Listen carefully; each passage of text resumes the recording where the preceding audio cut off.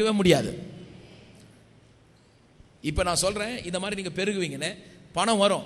பணம் வரும்போது நீ போட்டு டப்பாவில் போட்டு அல்லது பெட்டியில் போட்டு மூடலாம், பேங்க்கில் போட்டு மூடலாம். அப்புறம் எவ்வளோ நாள் பேங்க்கில் வச்சுருப்பேன்? சைக்கிளில் போன நீ ஒரு பைக் வாங்கிடுவேன். பைக்கை மூட முடியுமா?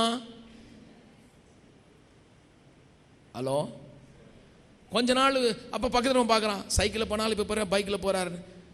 அப்புறம் அவர் மனைவியை பார்க்குறேன், சிஸ்டரை பார்த்தாக்கா இங்கே போட்டிருந்தவங்க 1 2 3 போட்டாங்க. இதை மூட முடியுமா? அப்புறம் இங்கே போட்டிருந்தாங்க 1 2 3 4 5 6 இங்கே வந்துடுச்சு. இதை மூட முடியுமா? அப்புறம் பார்த்தா ஒரு ஓடு வீடு மாதிரி இருக்குது. அப்புறம் பார்த்தா அல்ல அப்படியே ஓடு வீடு போயெல்லாம் போய் அப்படியே டெரஸ் ஆகுது.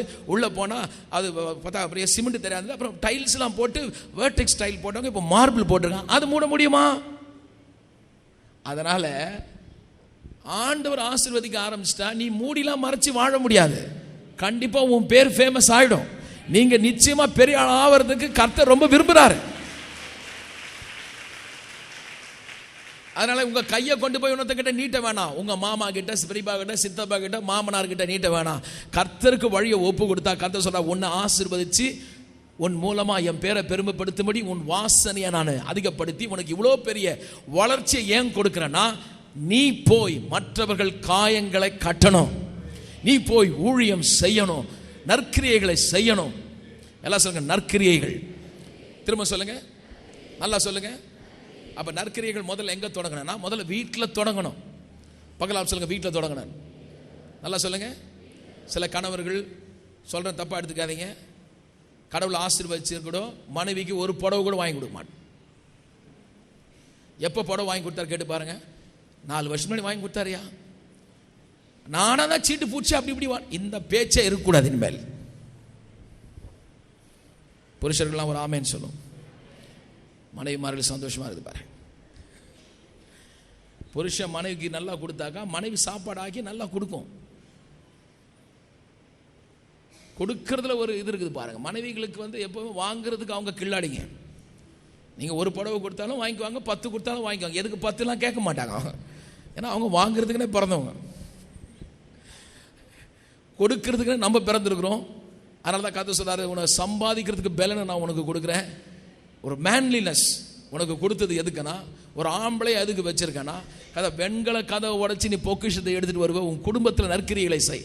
உன் மனைவியை, உன் பிள்ளைய முதல்ல போஷி நல்லா நடத்து. அப்போ பிள்ளைகள் எழுப்பி சொல்லுவாங்க, நாங்கள் கடவுளை எங்கள் அப்பா மூலமாக நாங்கள் பார்க்குறோம், அவர் எப்பொழுதும் கொடுக்குறாரு. ஆமென். சில பேர் எதுவும் கொடுக்குறதே கிடையாது, பிள்ளை கூட கொடுக்க மாட்டேன். வந்தவொடனே மூட்டை போட்டு டப் இல்லை பட்டன் கொடுக்கணும். ஆமென். கொடுத்து பாருங்க, அதில் எவ்வளோ ஒரு சந்தோஷம் இருக்குதுன்னு பாருங்க. அப்புறம் எங்கே போகணும்?